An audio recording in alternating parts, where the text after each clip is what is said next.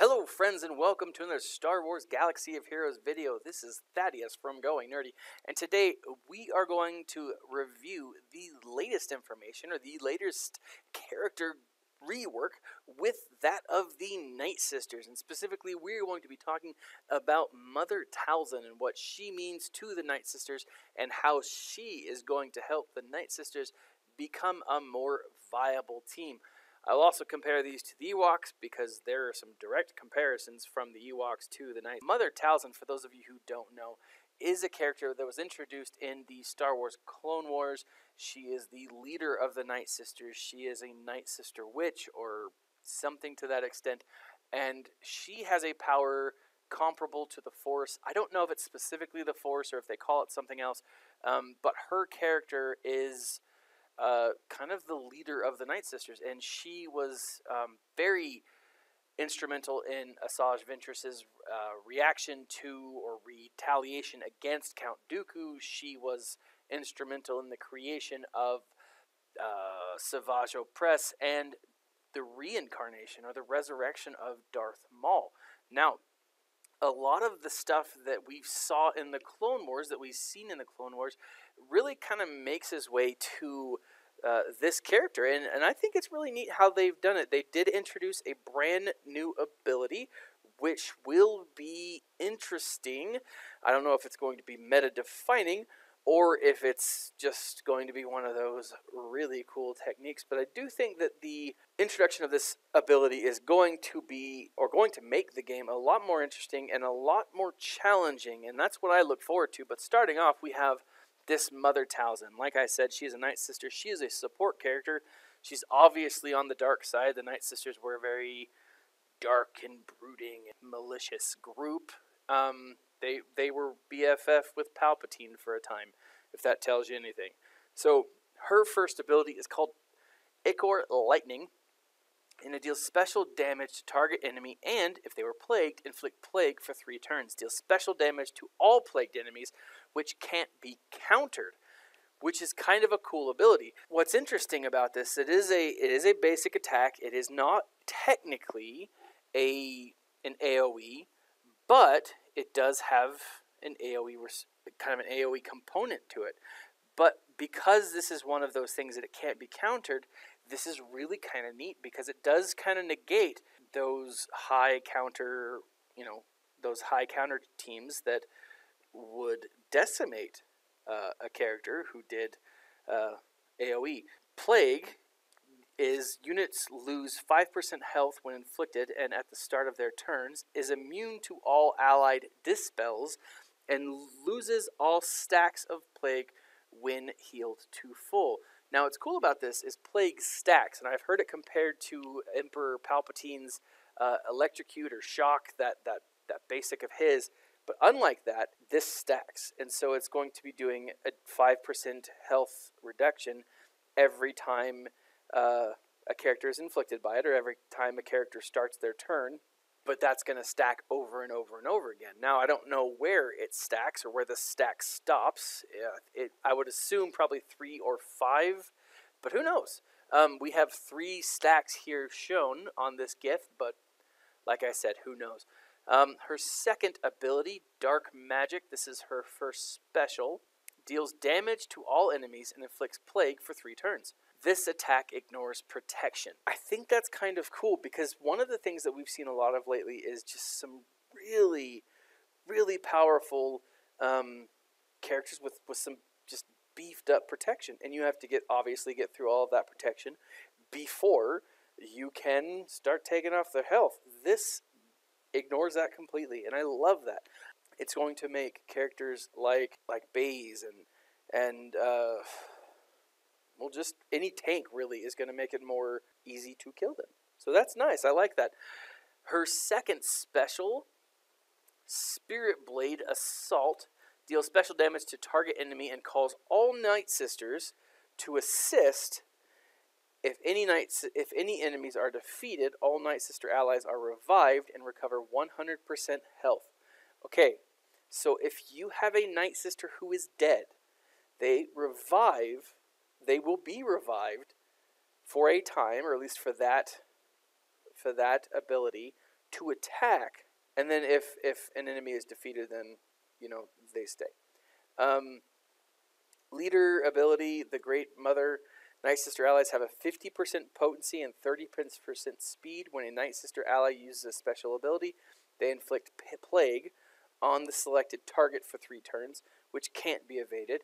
When the enemies resist a detrimental effect, Nightsister allies gain 5% turn meter. So that's pretty sweet. So if they resist the plague at all, or any detrimental effect, all Nightsister allies are going to gain 5% turn meter. Like the Ewoks, this is definitely going to be one of those teams where you're probably going to be running a full Nightsister faction, simply because you're going to need to. But if you Zeta this, whenever a Nightsister ally uses a basic ability during their turn, a random defeated Nightsister ally is revived with 50% health and called to assist. Then the revived ally is immediately defeated unless an enemy was defeated, right? So if that's just the basic turn. So think about that. Every time someone uses a basic attack, anyone who's dead comes back to life.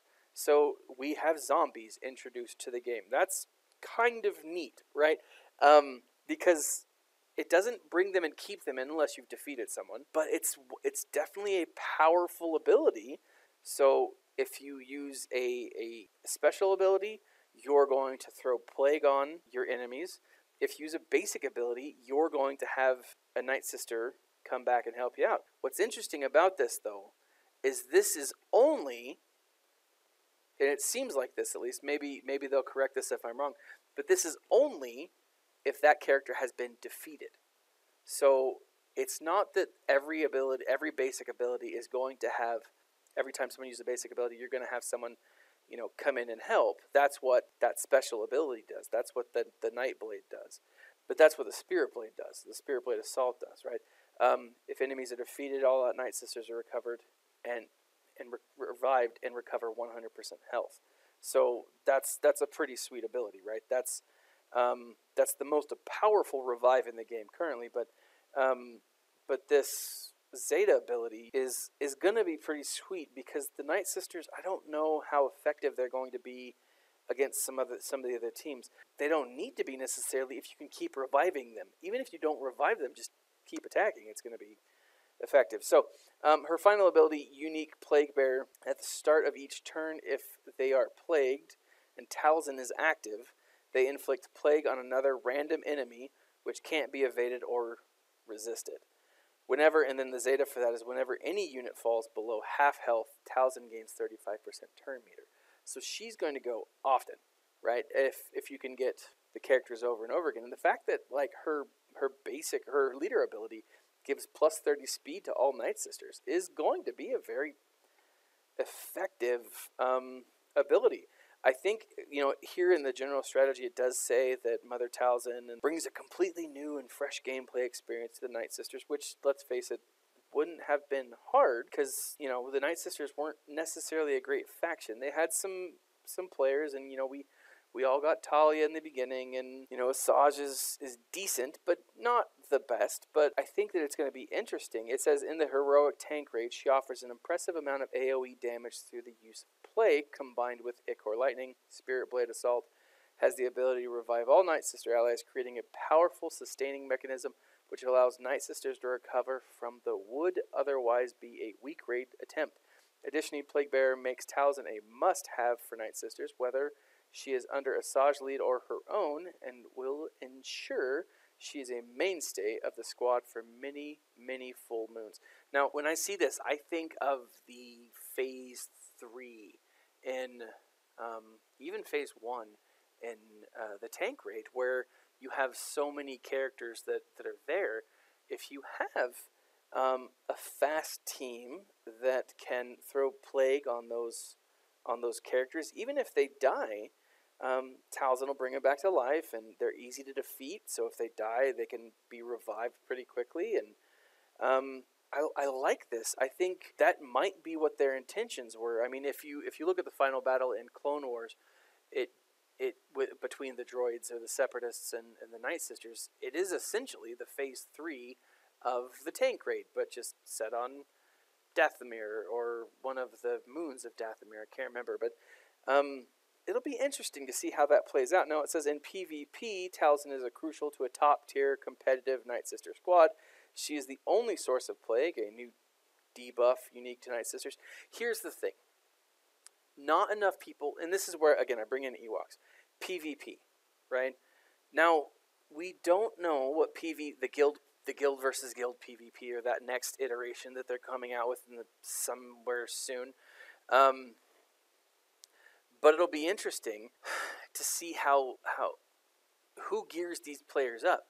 I ran into an Ewok squad, and only 2 of the characters on the Ewok squad were gear 12, and it hovered around, I want to say 40 or 50. If they got that entire Ewok squad up to all gear 12, and I know no one's really going to do that, but then they throw, Zetas on all the characters that can have them, you're going to have a pretty solid Ewok team. Now, is it meta-changing? Maybe not. But is it different enough that players aren't going to know how to defeat it? Yeah, I think so. I think there's going to be a number of players, even in the top ranks, who aren't going to be able to defeat it simply because they're not familiar enough with the Ewoks.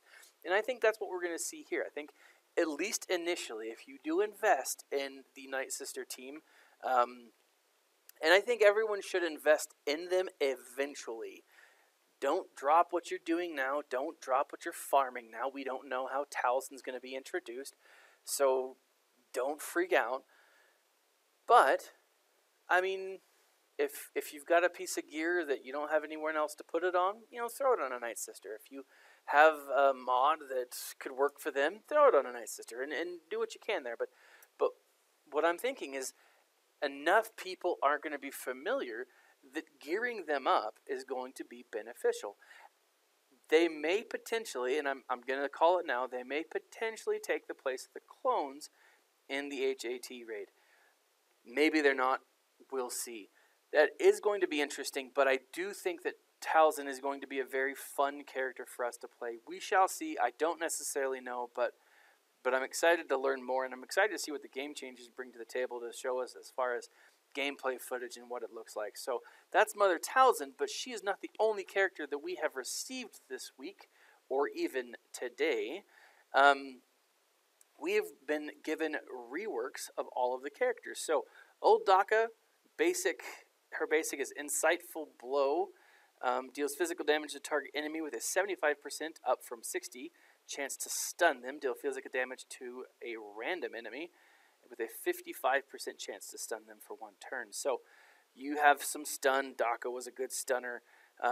She's fairly easy to farm.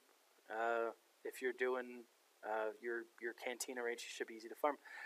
Her special Chant of Resurrection, revive a random defeated Nightsister ally at 1 health with a 35% chance, doubled on Nightsisters, to revive other defeated allies at 1 health.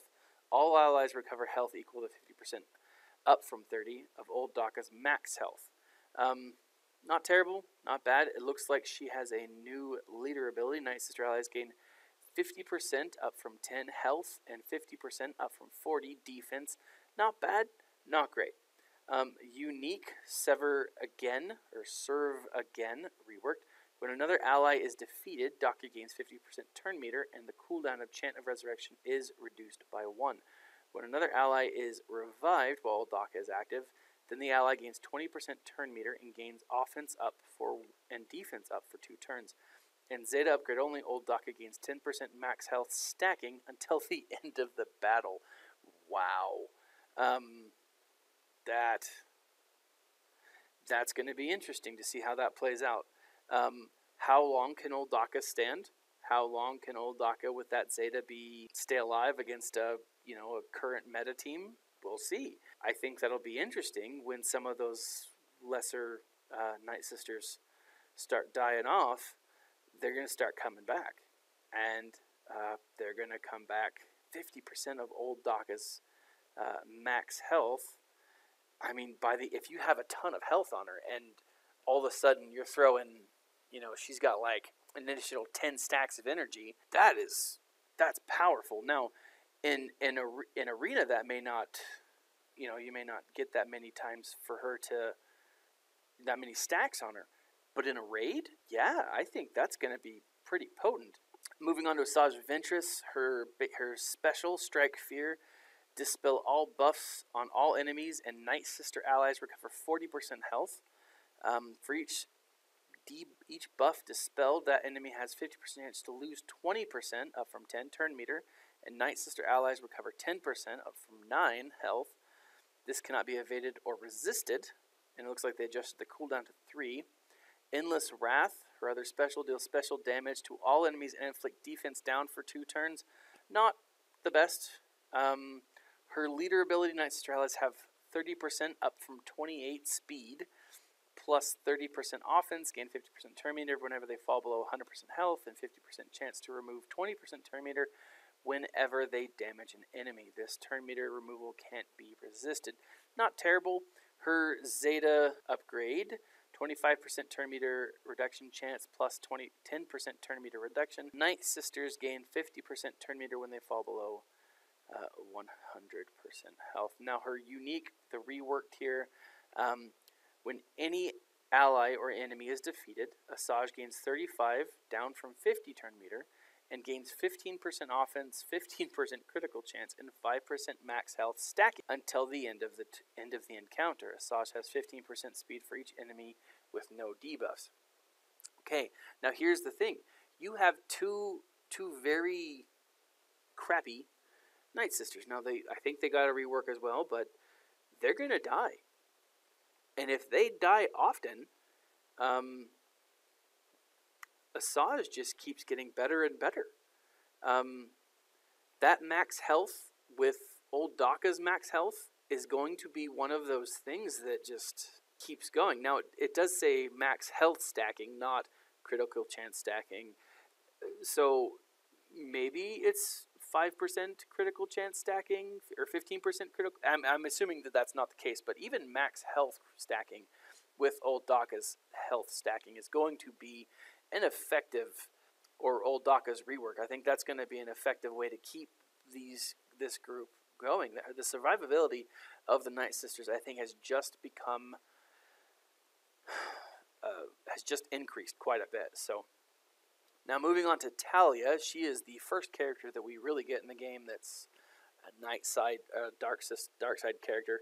Her basic deals physical damage to target enemy, deals 50% more damage if Talia is below full health. Nightsister allies recover health equal to the damage dealt. So every time that she is doing that basic attack, she's going to be healing people.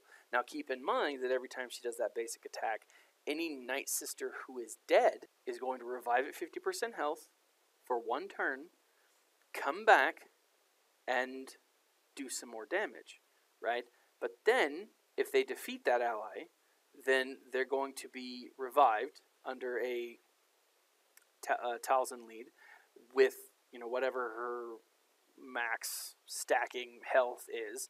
But then they're going to get more and more health. So keep that in mind. The Water of Life, dispel all debuffs on Nightsister allies. Talia consumes 20% of her max health and gains 15% turn meter for each Nightsister ally.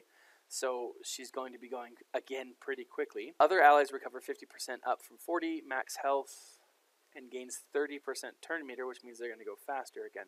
Her second special, Harrowing Assault, deals special damage to target enemy and inflict damage over time and stagger. Now that's the nice thing is that stagger. Very beneficial in a situation with the Nightsisters, especially with a team that does counter.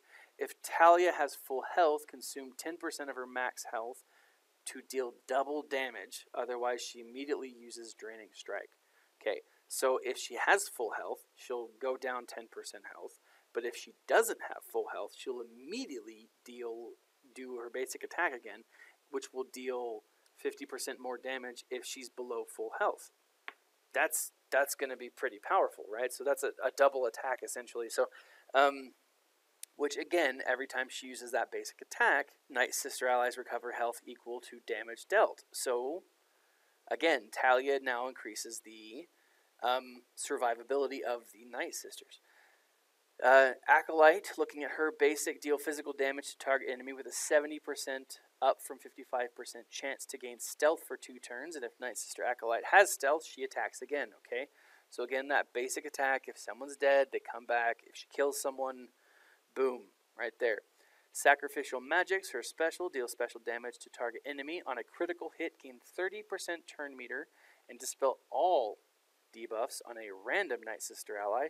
This attack gains 20% critical damage for each active Nightsister ally, and each debuffed enemy. On a finishing blow, reduce the cooldown of this ability by 1.